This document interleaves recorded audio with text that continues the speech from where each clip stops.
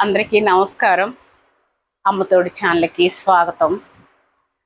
కాశ్మీర్లో ఉగ్రవాదుల దాడిలో వాళ్ళు అసూలు బాసి 26 మంది చనిపోయి వాళ్ళు గొగ్గోలు పెడతా ఏడుస్తా గందరగోళంగా ఉంటే పక్కన కొంతమంది లేడీస్ అండి రీల్స్ చేసుకుంటున్నారు. వాళ్ళంట ఉత్సాహంగా ఉల్లాసంగా ఉన్నాం, మేము ఎంతో సంతోషంగా ఉన్నాము.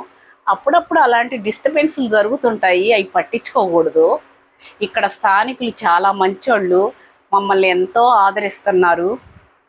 మీరు కూడా కాశ్మీర్కి రండి, అలాంటివన్నీ పట్టించుకోబాకండి, ఇక్కడ అందాలన్నీ చూడండి అని చెప్పి వాళ్ళ విధంగా సంతోషంగా రీల్స్ చేసుకుంటున్నారండి. నిజంగా నాకు చాలా బాధేసింది. స్థానికులు ఎవరైనా సరే డబ్బులు ఇస్తే బాగానే చూసుకుంటారు. వాళ్ళు అవి డిస్టర్బెన్స్ ఉంటాయి. 26 మంది చనిపోతే వాళ్ళకి అసలు అవన్నీ అప్పుడప్పుడు జరుగుతుంటాయి అంటాయి. అసలు వాళ్ళు కొంచెం కూడా వాళ్ళ మొహంలో ఏమీ లేదండి. వాళ్ళంతా సంతోషంగా రీల్స్ చేసుకుంటున్నారు. చాలా బాధేసి 2 రోజులు మించి అసలు వీడియో కూడా చేయలేదండి. ఎందుకంటే వాళ్ళు నా సొంత మనుషులు, నా సొంత వాళ్ళు, ఏదో జరిగింది అని అలా ఫీల్ అయిపోయినా, నేను బాధపడ్డాను. దేశం అంతా కన్నీళ్లు గారుస్తున్నారు. మనసున్న వాళ్ళందరూ కూడా చెలించిపోయినారు.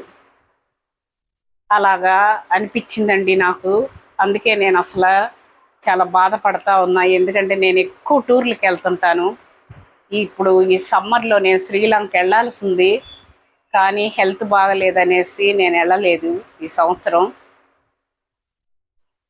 మోడీ గారు, ప్రధానమంత్రి గారు ఒక మాట అన్నారు, మేము జలాలు బారిస్తుంటే మీరు రక్తం బారిస్తున్నారు, జలము రక్తం కలవదు, ఒక్క బొట్టు నీళ్లు కూడా మీకు రావు అని అన్నారు. ఇప్పుడు కృష్ణా నది, గంగా నది, గోదావరి నది, దాని ఉపనదులన్నీ కూడా ప్రవహించి సముద్రంలో కలుస్తాయి కదండి. హిమాలయాల్లో కరిగిన నీళ్ళే కదా ఈ సింధు జలాలు. ఇవి ఆపేస్తే ఈ జలాలు స్టాక్ పెట్టుకునేదానికి అంత కెపాసిటీ ఉందా, లేకపోతే ఈ నీళ్ళని ఏదన్నా నదులకి అనుసంధానం చేస్తారా అని నాకు చిన్న డౌట్ అండి. ఎందుకంటే మీకు ఎవరికన్నా తెలుసుంటే కామెంట్ చేయండి, నా డౌట్ క్లియర్ అయిపోతుంది. వాళ్ళు పెద్ద పెద్దోళ్ళు, తెలివిగల్ల వాళ్ళు చెప్పారంటే ఏదో ఒకటి చేస్తారు. కానీ మనసులో కొంచెం డౌట్ ఉంది.